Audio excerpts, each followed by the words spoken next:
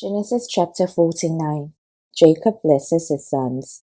Then Jacob called for his sons and said, "Gather round so that I can tell you what will happen to you in days to come. Assemble and listen, sons of Jacob. Listen to your father Israel. Reuben, you are my firstborn, my might, the first sign of my strength, excelling in honor, excelling in power. Turbulent as the waters, you will no longer excel. For you went up onto your father's bed, onto my couch, and defiled it. Simeon and Levi are brothers. Their swords are weapons of violence. Let me not enter their council. Let me not join their assembly, for they have killed men in their anger, and hamstrung oxen as they pleased. Cursed be their anger so fierce, and their fury so cruel. I will scatter them in Jacob and disperse them in Israel. Judah, your brothers will praise you. Your hand will be on the neck of your enemies. Your father's sons will bow down to you. You are lion's cub, Judah. You return from the prey, my son. Like a lion he crouches and lies down, like a lioness who dares to rouse him. The scepter will not depart from Judah, nor the ruler's staff from between his feet, until he to whom he belongs shall come, and the obedience of the nation shall be his. He will tether his donkey to a vine, his colt to the choicest branch. He will wash his garments in wine, his robes in the blood of grapes. His eyes will be darker than wine, his teeth whiter than milk. Zebulun will live by the seashore and become a haven for ships. His border will extend towards Sidon. Issachar is a scrawny donkey, lying down among the sheepfolds.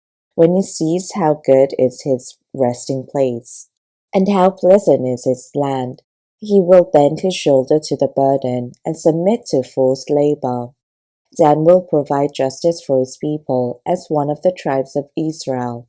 Dan will be a snake by the roadside, a viper along the path, that bites a horse's heels so that its rider tumbles backwards. I look for your deliverance, Lord. Gad will be attacked by a band of raiders, but he will attack them at their heels. Asher's food will be rich. He will provide delicacies fit for a king. Naphtali is a doe set free that bears beautiful fawns. Joseph is a fruitful vine near a spring, whose branches climb over a wall. With bitterness archers attacked him. They shot at him with hostility, but his bow remained steady. His strong arm stayed supple, because of the hand of the mighty one of Jacob, because of the shepherd, the rock of Israel, because of your father's God who helps you, because of the Almighty who blesses you, with blessings of the skies above, blessings of the deep springs below, blessings of the breast and womb. Your father's blessings are greater than the blessings of the ancient mountains, than the mountain of the age-old hills. Let all these rest on the head of Joseph, on the brow of the prince among his brothers. Benjamin is a ravenous wolf. In the morning he devours the prey. In the evening he divides the plunder. All these are the 12 tribes of Israel, and this is what their father said to them, when he blessed them, giving each the blessing appropriate to him. The death of Jacob. Then he gave them these instructions: I am about to be gathered to my people.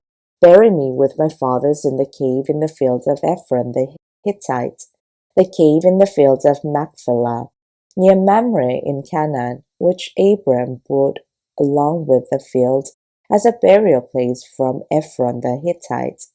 There Abram and his wife Sarah were buried.